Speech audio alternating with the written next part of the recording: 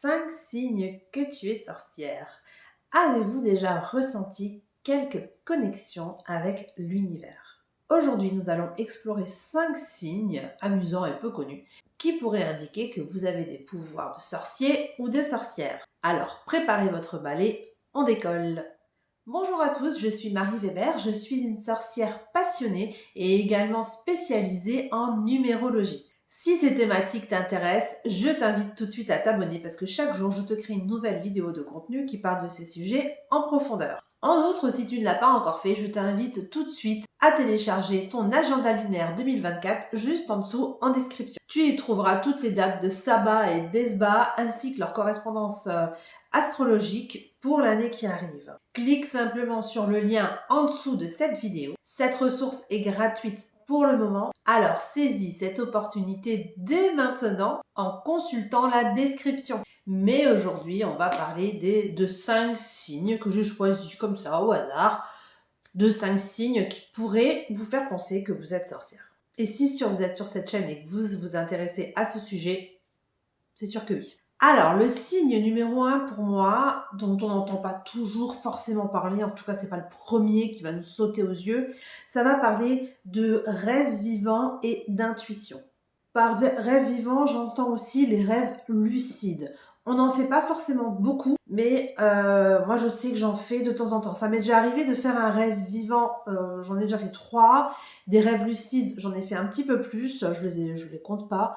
Mais ça m'arrive ça depuis très longtemps, depuis que je suis toute petite. C'est pour ça que je l'ai mis en numéro 1 parce que c'est vraiment la chose qui m'impacte le plus à l'intérieur de moi. Il y a d'autres choses qui sont importantes, d'autres signes qu'on va voir tout à l'heure. Mais pour moi, vraiment, les rêves lucides, les rêves vivants, l'intuition, pour moi, c'est vraiment quelque chose qui me tient à cœur. C'est pour ça que je vous l'ai mis en premier. Alors, les sorcières sont souvent connues pour avoir des rêves vivants. Alors, si vous avez eu la chance d'expérimenter un rêve où vous avez le contrôle, un rêve où vous contrôlez l'action, sachez que c'est peut-être un petit peu plus qu'un simple rêve. Signe numéro 2, l'attirance pour les mystères de l'univers. Souvent, la sorcière va se trouver un amour pour quelque chose comme l'alchimie, l'astrologie, moi c'est la numérologie, la divination. Et c'est un signe assez classique. Si vous êtes fasciné par les mystères de l'univers, votre âme de sorcière pourrait bien se manifester. Signe numéro 3, j'en ai vaguement parlé un petit peu tout à l'heure quand je parlais des rêves, mais je voulais plutôt me concentrer sur les rêves lucides et les rêves vivants. Numéro 3, pour moi, c'est vraiment l'intuition dans tout son potentiel. Pourquoi l'intuition? Parce que l'intuition, pour moi, est le début de la médiumnité. Parce qu'en fait, l'intuition, elle vient, c'est pas quelque chose, à mon sens, et je parle vraiment de moi, de mon expérience, de comment je vis ma médiumnité et comment je la développe. À mon sens, les intuitions sont des débuts de transmission avec des ancêtres, avec des choses comme ça. Alors, s'il vous arrive de sentir des choses avant qu'elles se produisent, sachez que l'intuition forte est un trait très classique de la sorcière, ou du sorcier. Car on utilise souvent notre 6e sens pour naviguer dans ce monde. Signe numéro 4, qui est un peu plus classique, qu'on voit un peu partout, mais je pense qu'il est quand même primordial, c'est la connexion avec la nature. Bon, déjà, quand on veut faire de la sorcellerie, forcément, on va s'intéresser aux éléments, forcément, on va créer un échange avec la nature, on va créer un amour, il va y avoir une connexion qui va se faire. Donc forcément, la sorcière qui pratique a une connexion forte avec la nature. Elle va se connecter avec les plantes, avec les animaux, ou simplement avec l'air frais de la forêt. En tout cas, c'est un signe. Les sorcières sont souvent décrites en étant en harmonie avec l'environnement naturel. Et le 5e signe que je vous ai choisi, c'est une passion pour les herbes et les cristaux.